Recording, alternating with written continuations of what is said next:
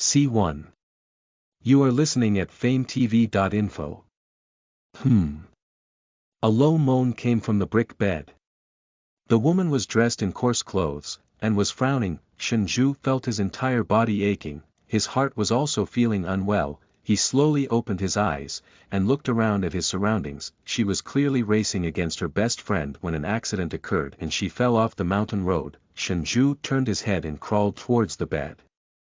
His shoes were all embroidered shoes from the ancient times. Pinching his chest, not dreaming, suddenly, a memory that did not belong to him appeared in his mind. She had crossed over, other than the original owner's name being Shenju, the husband he married was Su Zongwen. As for what he looked like, his family and the situation of his family, he was completely unaware. Shenju's face darkened. The place where she lived in was in ruins. There was even a place that leaked rain. This house was truly poor. However, the room was clean. The original owner was a hard-working person. Is anyone there? Shenju rubbed his head and asked, but no one replied. She slowly sat up, feeling strange. She lowered her head to check, and her mouth twitched. This body was actually pregnant. Due to physical reasons, Shenju could not have his own child in his previous life and had the chance to be reborn once. As a mother, the moment he came into the family, many emotions surged in his heart. She struggled to sit up with one hand on her waist, only to see a black mass of thing lying on the corner of the brick bed. It raised its eyebrows. Cat. You are the cat. This old one is a divine beast. The dark, furry lump stood up and shook its fur in dissatisfaction.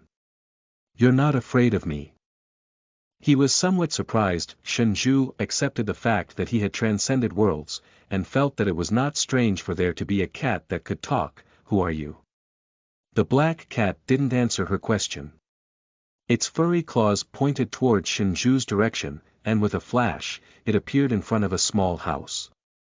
This is the Cloud Pavilion. It is your personal space. As long as you say the words Cloud Pavilion in your heart, you can enter. You can receive dishes 3 times a day. You can choose between ingredients and finished products, and every dish here is delicious. There are also recipes that you can read at any time. Shenju had always liked delicious food. Although this space didn't look as powerful as the ones in novels, she was still very satisfied. The black cat yawned. I'll leave the Cloud Pavilion to you. It's time for me to leave. With your body being so cold, it's already extremely difficult for you to conceive this child. She died from excessive worry due to her heart palpitations, and the child was also affected a little. You should still be more careful. This black cat knew that he had transmigrated here. Shenju could not help but be taken aback. She wanted to ask something else, but he was gone. She took a look around the Cloud Pavilion. The empty space was very large, but other than this wooden house, she didn't seem to see anything else. Shenju thought that it would be better to first investigate his current situation to see if it was more important, and so he exited the space. Shenju was about to go out when he saw an old woman holding a bowl of black medicine. Although her clothes were tattered, her temperament was definitely not that of a normal mountain village woman. Why are you up? Do you feel uncomfortable anywhere? Madame Chen put the medicine on the table and helped Shenju to sit on the brick bed.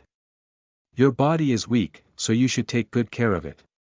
Rest assured, Chongwen will be back tomorrow. The old woman busily brought the medicine over.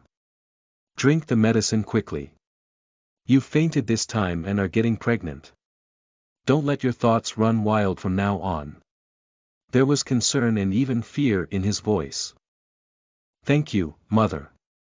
Shenju guessed that this woman should be the original owner's mother. In law, so he obediently took the bowl and drank the medicine. She, who had lowered her head, did not notice the astonishment in Madame Chen's eyes. Shenju looked at the sky and thought that it was almost dinner time, so he softly said, Mother, you are tired too, take a rest, I will go make dinner. Madame Chen was obviously startled, as he also forgot to stop Shen Zhu in the past. Although Shenju was obedient and sensible, she was not close to her family.